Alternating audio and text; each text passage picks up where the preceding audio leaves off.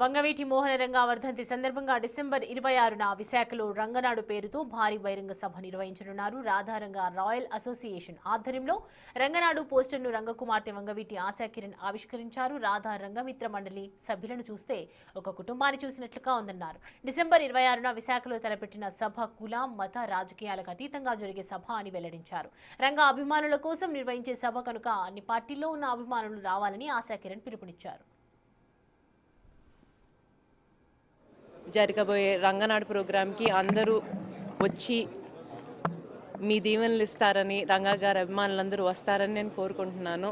రాధారంగ మిత్ర మండలి, రాధారంగ రాయల్స్, రంగా అభిమాన సంఘాలందరికీ ఇదే నా ఆహ్వానం. నేను ఏ రాజకీయ ప్రవేశం చేయట్లేదండి.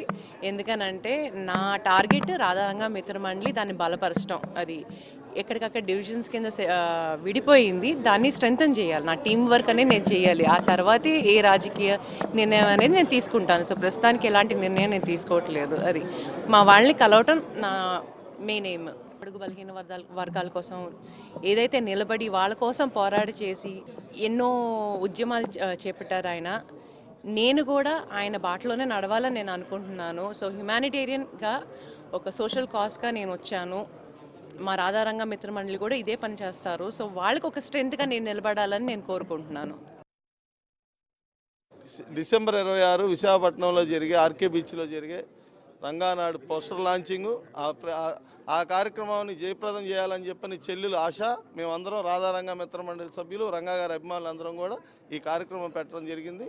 ఈ కార్యక్రమం నిర్వహించేవాళ్ళు గాదే బాలాజీ, వాళ్ళ టీము, రాధారంగ రాయల్ అసోసియేషను, వాళ్ళందరికీ కూడా మేము ధన్యవాదాలు తెలియజేస్తున్నాము.